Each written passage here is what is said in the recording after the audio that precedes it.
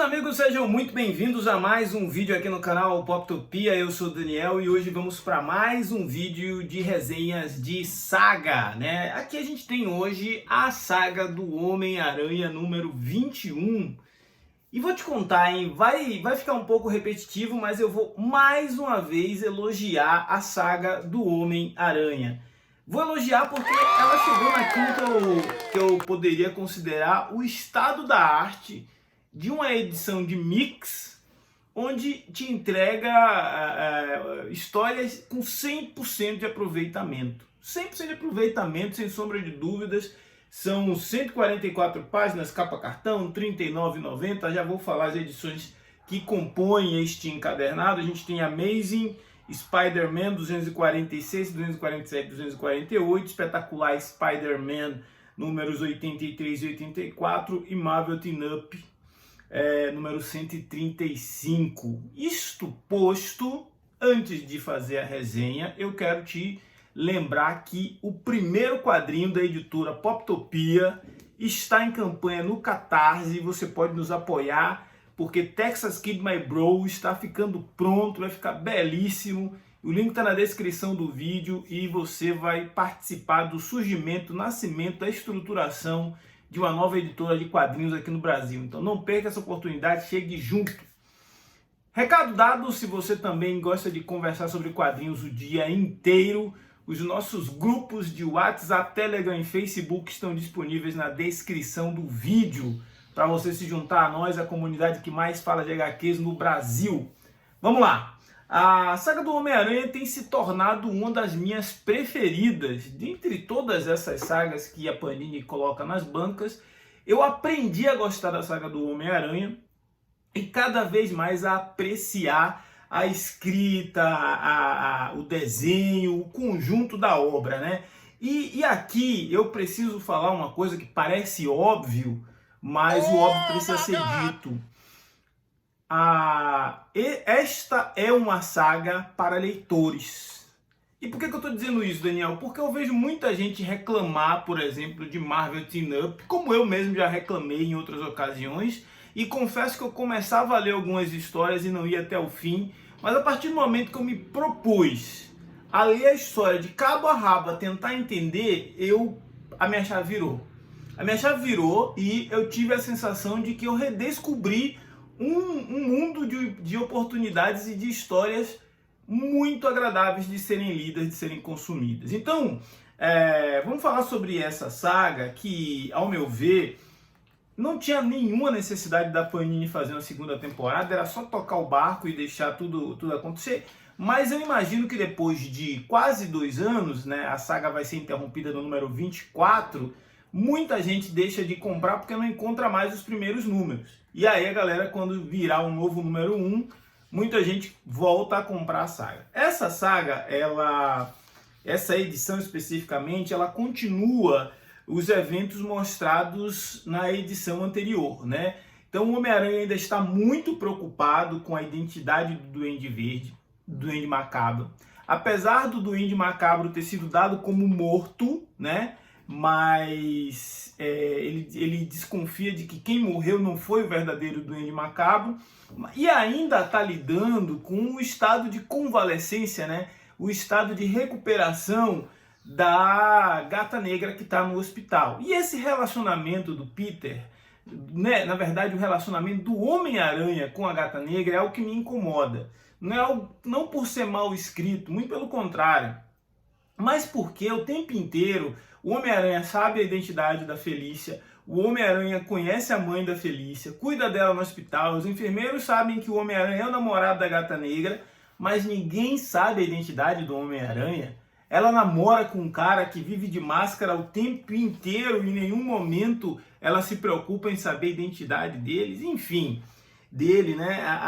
E existe um questionamento por parte do Homem-Aranha se ele quer realmente este relacionamento. Reparem bem, ela não conhece a identidade dele, ele conhece toda a vida dela, inclusive que ela é uma pessoa de personalidade duvidosa, porque ela tem ali horas que ela quer ser heroína do lado dele, horas que ela quer fazer coisa errada. Enfim, tem essa discussão rolando. Ao mesmo tempo tem a discussão do julgamento do Justiceiro. O Justiceiro foi detido na edição anterior, e a gente vai acompanhar as consequências desse julgamento, né? E como isso interfere ali na rotina do Homem-Aranha. Mas o foco nessas duas primeiras edições é mais mesmo nessa coisa do relacionamento do Peter. Vai ter uma participação do Vigia em uma história que mexe aqui com a imaginação deles. A gente tem até uma cena onde o JJ Jameson sai no braço com o Homem-Aranha. Essa é uma edição desenhada pelo John Romita Jr., uma edição que, ao meu ver, é bem interessante de ser apreciada, eu acho que essa é a palavra. E mais adiante a coisa começa realmente a se tornar surpreendente, né? Por que surpreendente? Porque a gente tem uma Marvel Team-Up do Homem-Aranha com a Kitty Pryde. Uma Marvel Team-Up escrita aqui ela é desenhada pelo Ron Frenz e escrita pelo Bill Mantlo. A história se chama Na Escuridão das Profundezas. Por que eu achei essa história de crossover com a Kitty Pryde, que na época se chamava Ariel, interessante? Porque demonstra o quanto a Marvel era coesa naquela época. Esses são quadrinhos produzidos em 1984, ou seja, eles completaram 41 anos. E essas HQs, elas dialogam exatamente com o que estava acontecendo em outras mensais. A Kitty Pryde, por exemplo, usava o codinome de Ariel, estava ali tentando ser considerada parte dos X-Men, mas ainda não era considerada membro efetivo da equipe porque ela era mais jovem. E por que ela encontra com o Homem-Aranha nessa Marvel Team-Up? Porque ela estava trabalhando de babá, cuidando de duas crianças que são ali crianças bastante inquietas, hiperativas, né? E nesse meio tempo essas crianças acabam fugindo e vão parar onde? Vão parar no túnel dos Morlocks. É aí que a Kitty Pryde entra em ação e coloca todo o seu treinamento como X-Men para ajudar o Homem-Aranha e essas crianças a saírem daquela situação. Inclusive, a forma como o Homem-Aranha chega até os túneis dos Morlocks é uma maneira também de como a narrativa ela vai encavalando, né, vamos dizer assim, uma sucessão de micro-eventos. Ele está num trem, o trem é assaltado, daqui a pouco descarrilha e tal. Então, tudo tem uma sequência lógica. Não subestima a inteligência dos leitores, né? Eu gosto dessa ideia de quadrinhos produzidos há muito tempo atrás, 40 anos atrás, e que ainda tem a capacidade de nos surpreender. Eu acho que é por isso que eu estou gostando cada vez mais desta saga do Homem-Aranha, né?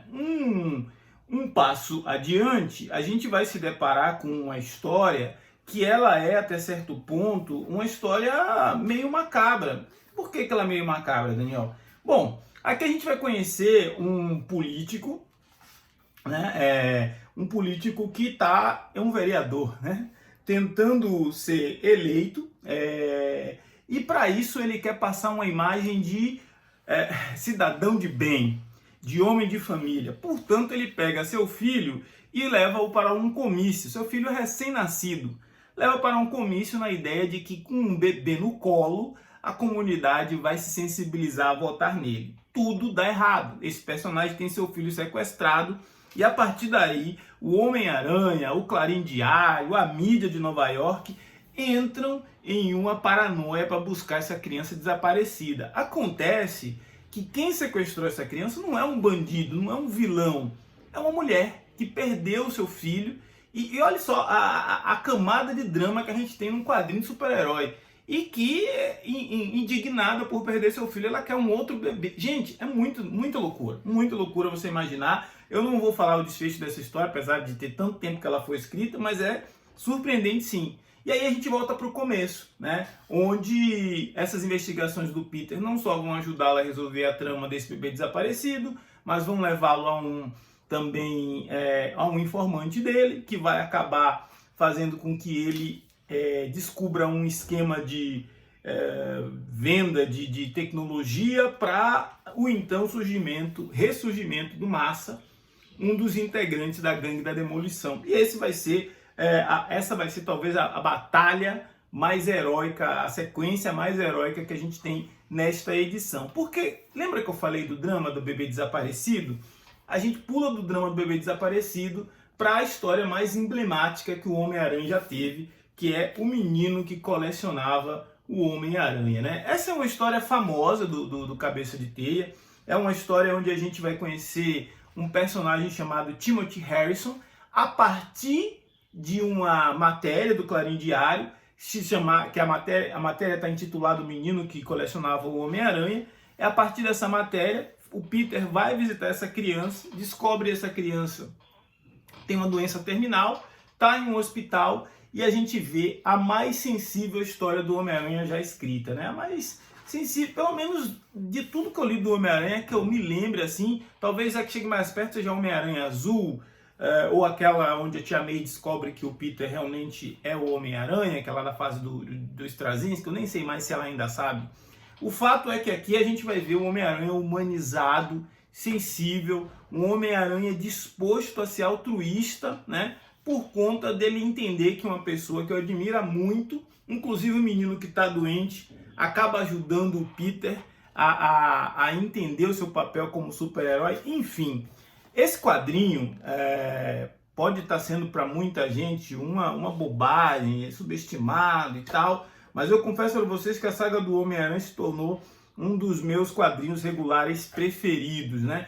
Essa história, gente, do menino que colecionava o Homem-Aranha, ela já havia sido publicada aqui nessa Marvelverse, que saiu um tempo atrás, acho que na época do filme do Homem-Aranha. É uma história com 6 páginas, curtinha e tal, mas é uma história bastante emocionante, né? Para quem gosta de papel de melhor qualidade, nesta edição ela está em papel couché, enquanto na saga o papel é o offset, e para mim tá tudo bem. Eu acho que eu vi muita gente reclamando da impressão do Lanterna Verde e tudo mais. Eu acredito que o papel offset para essas histórias dos anos 70, 80 e talvez até para o início dos anos 90 ainda funciona. Agora, o que veio dos anos 2000 para cá, com colorização digital, com outras técnicas de desenho, aí talvez já não fique tão bacana, mas ainda assim eu acho que a saga do Lanterna Verde também funcionou bem. Agora é aquele momento onde eu te convido a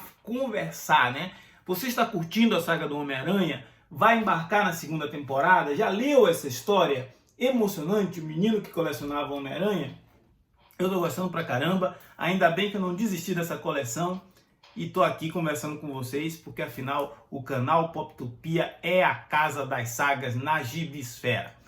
Se não for inscrito, se inscreva, ajude nosso canal a crescer, a ganhar relevância nessa concorrida plataforma. Afinal, falar de gibi é sempre muito bom. Forte abraço, até a próxima. Valeu!